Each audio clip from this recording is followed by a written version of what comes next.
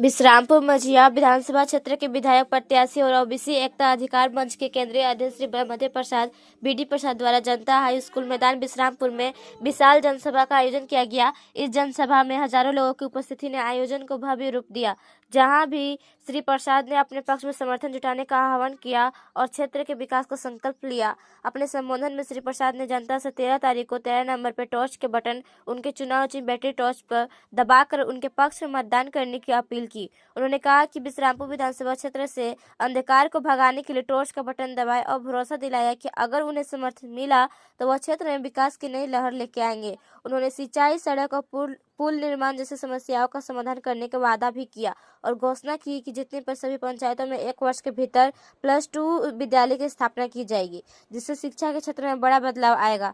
सभा में OBC, SC और एसटी वर्ग के हक को अधिकार दिलाने की बात भी प्रमुखता से उठाई गई। उन्होंने वर्तमान सरकार पर निशाना साधते हुए आरोप लगाया कि इन वर्गों की उनकी जनसंख्या के अनुपात में आरक्षण का लाभ नहीं मिल रहा है और वादा किया कि विधानसभा में उनका पहला कदम इस अन्याय को दूर करना होगा। साथ ही उन्होंने वर्तमान विधायक पर आरोप लगाया कि विकास के नाम पर केवल व्यक्तिगत कार्य किए गए हैं, जिससे व्यापक समाज का विकास अवरोध हो रहा है। सभा में ब्रह्मदेव प्रसाद की पत्नी रजनी देवी मंच पर भावुक हो गई। उन्होंने कहा कि मैंने अपने पति को आप लोगों की सेवा में झोंक दिया है। इनके समाज के प्रति जज्बे को देखते हुए अपने पति की हाल ही में हुई एक बड़ी दुर्घटना को याद करते हुए भावुक हो उठी, जिससे उपस्थित लोग भी भाव विह्वल हो गए।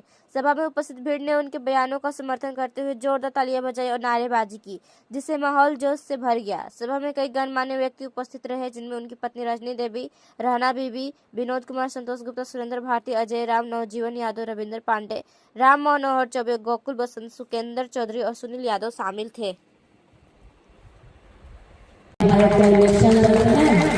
लेकिन मुझे फोन आ रहा था पूरे झारखंड से, तो आ रहा पाकुड़ से फोन, हजारीबाग से फोन, चतरा से फोन, लातेहार से। मैं किसी को पहचानता नहीं, पता नहीं समझो मेरा नंबर भी कैसे मिला, मुझे खुद नहीं पता।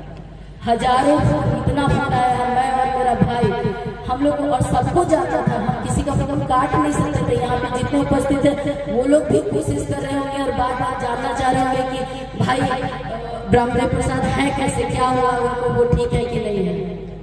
मैं तो समझ में नहीं आ रहा था कि मुझे हम अपने पति को देखें कि हम लोगों को दिलासा दिलाएं कि हम क्या करें। 48 घंटा तक लगातार हम और मेरा भाई दोनों सो नहीं पाए थे। मेरा इतना हालत खराब हो गया था कि जब डॉक्टर लोग इनको बोला कि इनका छाती में ब्लड क्लॉट हो गया है और इनको यहाँ पे ऑपरेशन करना होगा, मेरा हालत खराब हो गया था। अब ऐसे हम यहाँ रिस्क ले नहीं सकते थे, इनको दिल्ली जाना जरूरी था।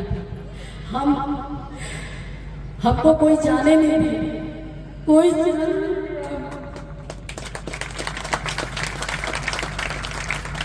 मेरे भतीजा के साथ, क्योंकि मेरी हालत बिल्कुल भी ठीक नहीं थी। ना मेरा भाई सोया था 48 घंटा तक, ना हम सोते थे। इनको मेरे भतीजे और घर वाले लोग मिलके इनको दिल्ली ले गए। वहां पे जबरदस्ती ये लड़ाई करके यहाँ पे आए कि मुझे इलेक्शन लड़ना, लोगों की भी सेवा करना, जो इतने साल से आंदोलन कर रहे हैं मेरा ठंडा हो जाए। ये यहाँ पे आए,